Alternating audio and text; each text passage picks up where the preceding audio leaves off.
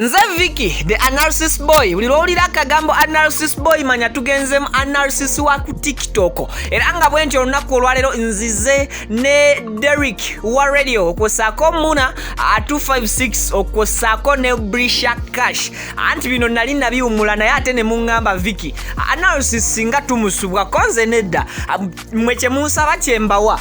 N'olwalero nzize okompeyalinga bano. Ani yagwa ani teyagwa kuba basinga kye mwambuziza Derick ne Muna bagwa Brisha Cash naye yagwa oba then n'ekirala essaawa zino ani asinga amaanyi kye mwagala okumanya okusinziira ku analysis gwentera okubawa bulijjo ne mu proving nti mutuufu atuula kalira kansoke nkujjukizeeko katini nnyo video n'obuterabira kugiwa ka like gwayagala tutandikirewo essaawa zino soko liking video ate era nkusaba subscribing abo bato subscribing nga ku channel zaffe azino zombi kwata mukado olumala okusubscribinga then okataningo okuva mu personalize okateke mu all buli kye tuteekayo kijja buterevu ku simu yo ku tab yo oba ku computer yo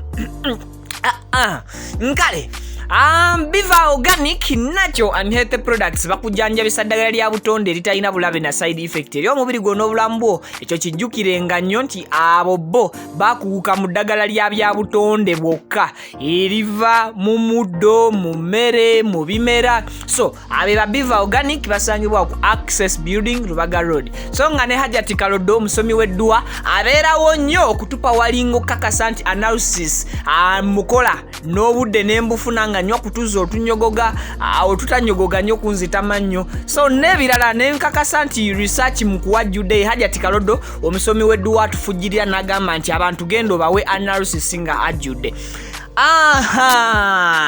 oyo ku screen Brisha bano bolaba ye Derick wa radio era mukafaananyi akatono awe ye ali mukono omuwala omuto envumulo Muna 256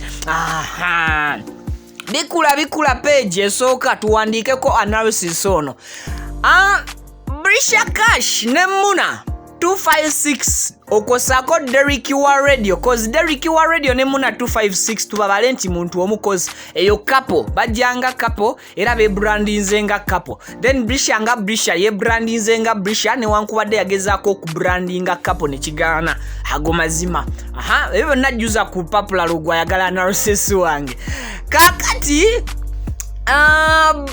Brisha Cash yagwa Derick wa radio ne Muna bagwa nedda ekyo kansoke nkimenyewo nga sinaba na kugenda maaso Derick wa radio tagwangako ne Muna mwennyini naye tagwangako okosako Brisha Cash ekintu kinene nnyo era bwe mba nkidefininga nyinza kugamba nti kiri mu ngeri oba ngeno omuntu okugwa kwe kubula completely nga n'abamufollowinga nga bw'ogendayo ebintu bye byakola ate bakyabiwa likes awanani yagwa gwembera mbawerako example nga muyimbi soke mulabire kweyo naye anyway mbera ndi kusa kitibwa kyabwe ne wankubadde amazima googerwa kati kamba we example y'omuyimbi full figure mujje mu bino ebya politics nti eno kati yafuuka publicity mu side zeeyo naye tuogere ku full figure nga akyayimba essaawa zino tosobola kera kuba kyanogamba nti full figure ate yagwa mu music oba olimbi olina okukyogera kate nti mu music industry aba yakola ki aba yagwa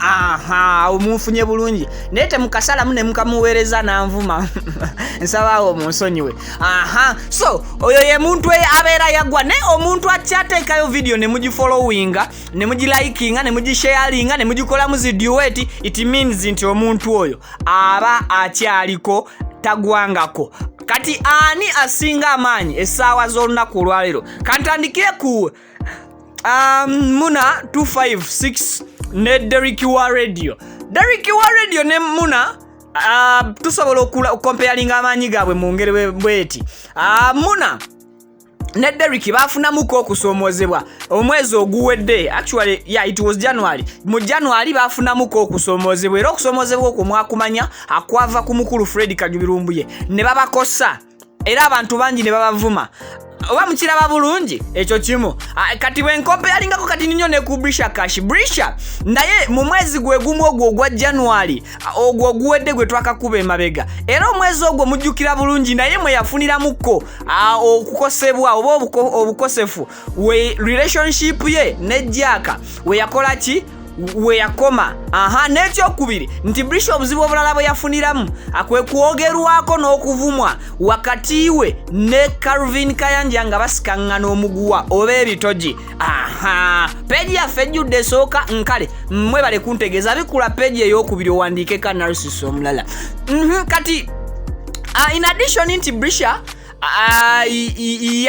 yakosebwa mu mwezi gwe gumu neba Prince neba Derick wa radio kosaako Muna bonna baakosebwa. Newankubadde tetusobola comparinga ani yasinga kosebwa kubanga bwe tugamba nti Derick abamuvuma benkana ki, nyinza okugamba nti abavuma Derick bamuvumira, abavuma Derick ne Muna babavumira ekitone nnyo wiiki emu eyali ejjudde, so nga ate abavuma Brisha Cash bamuvumira almost weeks 2 n'olwaleero wakyaliyo abamukuba, ate ng'ebya Derick ne Muna bo ebyabwe birabika ng'oboolyawo ebyasirikamu. I think ndoza kati awo osobola okumanya cause eya Brisha ne cause eya Muna and Derick musobola ogikompeyalinga essaawa zakakati ndoza engeri gye nkunnyonnyodde peji enaatera okujjula muŋŋamba bwejjula kuwandiika analysis.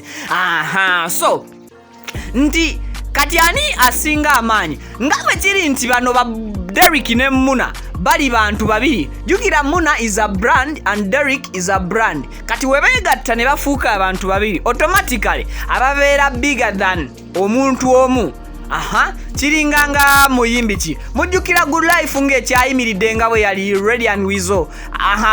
Bakolanga babatolingangako n'omuyimbi nga Bebe Cool. Era oba mujjukira bulungi bateeyo nti Bebe yali ayina omuziki naye ng'ate omuziki gwe tosobola gukompeyalinga ku bantu abayimba ate ababiri. Production yaabwe yalinga ya kumukumu.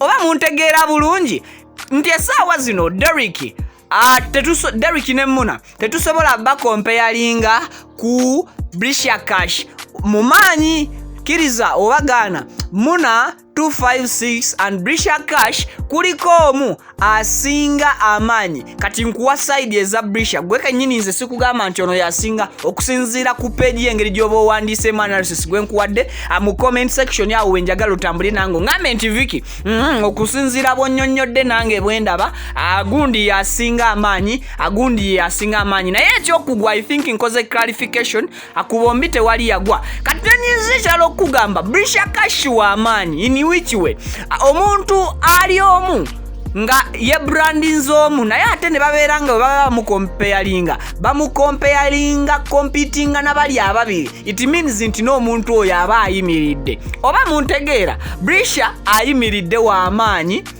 Derick and Muna bayimiridde b'amaanyi cause bali bayistandinze abantu babiri ate Brisha astandinze omuntu omu. Bwe ntyo bwe ngeze maaso n'okubeera nga ndabika olunaku olwaleero gwe we nagenda maaso n'okubeera ng'onyumirwa analysis wange owa TikTok kyemanyi peji yejjudde kati balabalamu olaba ani asinga amaanyi awumale oteeke mu comment section yawo ngambe nti Vicky the analysis boy mbutuufu gundi yasingira oba ono yakinkubira. Bampita Vic Genius the songwriter na Outer Genius production. So I sign out.